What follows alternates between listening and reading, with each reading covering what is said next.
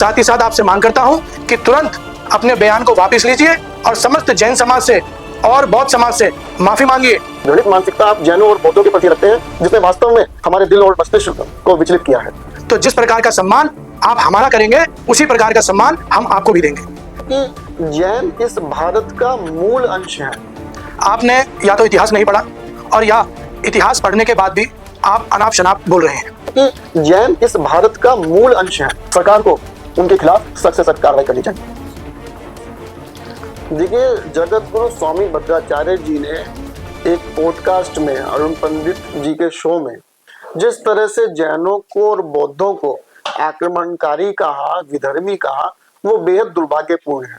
मैं बताना चाहता हूँ, और इस भारत का नाम भी हमारे वर्तमान 24वीं के प्रथम तीर्थंकर भगवान आदिनाथ के ज्येष्ठ पुत्र भरत चक्रवर्ती के नाम पर पड़ा हुआ भारत है। उनका विधर्मी कहना, आक्रमणकारी कहना, ये हमारे जैन समाज के और बौद्ध समाज की भावनाओं को आहत कर देने वाला है।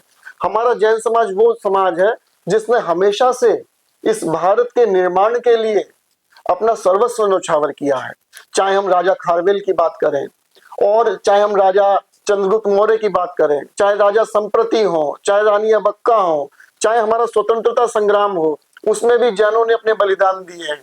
जब महाराणा प्रताप के पास वो जंगल में चले गए थे और धनाभाव हो गया था, जब दानवीर भामाशाह ने अपनी सारी संपत्ति महाराणा प्रताप के चरणों में लाकर रख दी थी और स्वयं भी वो उस युद्ध क्षेत्र में कूद गए थे।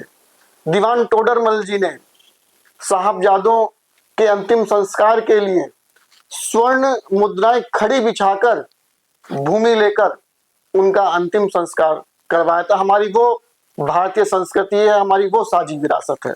उसके बाद उन्होंने एक टिप्पणी करी कि उत्तर रामायण में भगवान श्री राम को बदनाम करने के लिए जैनों ने, बौद्धों ने और मुसलमानों ने मनगढ़ंत उसमें कहानियां रची। मर्यादा पुरुषोत्तम श्री राम हमारे लिए क्या थे, ये आप स्वयं जान सकते हैं कि जब श्री राम जन्मभूमि का आंदोलन हुआ तो उसमें जो दो भाइयों कुठारी बंधुओं के जो सबसे पहले बलिदान हुए वो जैन समाज से थे। जब वहां एएसआई की खुदाई हुई तो वहां पर जैन मूर्तियां निकली, हमारे तीर्थंकरों की मूर्तियां निकली, परंतु किसी जैन बंधु ने वहां दावा नहीं किया, क्योंकि सभी लोग ये चाहते थे कि वहां श्री राम का भव्य मंदिर बने। और श्री राम ने कभी जीवों के प्रति भेदभाव नहीं किया, उन्होंने सभी के प्रति करुणा, वात्सल्य, प्रेम का भाव रखा। और आपके नाम के अंदर श्री राम है, पर आप इंसानों और इंसानों में इस तरह से फर्क रखते हैं और इतनी घृणित मानसिकता आप जैनों और बौद्धों के प्रति रखते हैं, जिसने वास्तव में हमारे दिल और मस्तिष्क को विचलित किया है। तो देखिए, यहाँ पर भारतीय संस्कृति में, भारत में हम सभी लोग चाहे किसी भी संप्रदाय के हों, सब लोग आपस में मिलजुल कर रहते हैं, प्रेम के साथ रहते हैं। किसी के मन में भी किसी संप्रदाय के प्रति या किसी संप्रदाय के व्यक्ति के प्रति कभी दुर्भावना नहीं आती। परंतु इस तरह के धर्म के जो गुरु हैं वो जब ऐसी बात करते हैं तो ये एक माहौल खराब करने का काम होता है, ये आपस का सौहार्द बिगाड़ने का काम होता है। और ये वही मानसिकता है जिसने पहले अन्य धर्मों पर नरसंहार किए। ये वही मानसिकता है जिसने जैन धर्म और तीर्थों को, मंदिरों को लूटने का काम किया। ये वही मानसिकता है। जब जब किसी भी धर्म की कट्टरता किसी राजा पे हावी होती है, तब तब अन्य धर्मों पर संकट आता है। शायद इसीलिए हमारे भारतीय संविधान में एक व्यवस्था दी गई कि हमारा भारतीय संविधान, हमारा भारत धर्मनिरपेक्ष भारत है। वो धर्मनिरपेक्ष भारत इसलिए है क्योंकि वो सभी धर्मों के सापेक्ष है, इसलिए वो धर्मनिरपेक्ष है। मैं मांग करता हूं कि जगत गुरु स्वामी राम भद्राचार्य जी को अपने इस वक्तव्यों को वापस लेकर अनुयायियों से, जैनों से, बौद्धों से, यहाँ तक कि मुसलमानों के प्रति भी जो वो नफरत उगलते हैं, उसके प्रति उन्हें क्षमा मांगनी चाहिए। और अगर वो क्षमा नहीं मांगते तो ईश निंदा में एक समाज की भावनाओं को आहत करने के लिए सरकार को उनके खिलाफ सख्त से सख्त कार्रवाई करनी चाहिए। जगत गुरु राम भद्राचार्य जी, आपने या तो इतिहास नहीं पढ़ा और या इतिहास पढ़ने के बाद भी आप अनाप शनाप बोल रहे हैं।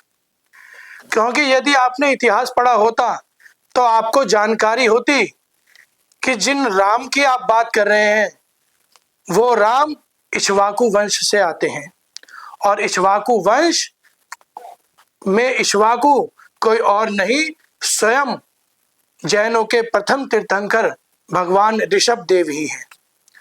और उन्हीं की 139वीं पीढ़ी में भगवान बुद्ध का जन्म हुआ, जिनको आपने आक्रमणकारी या अतिक्रमणकारी कहा।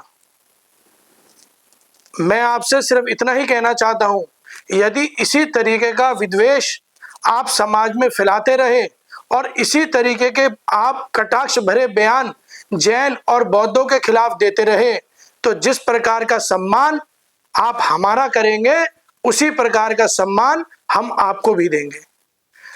और ये साथ ही साथ आपसे मांग करता हूं कि तुरंत अपने बयान को वापस लीजिए और समस्त जैन समाज से और बौद्ध समाज से माफी मांगिए और अपने इस बयान का खंडन कीजिए।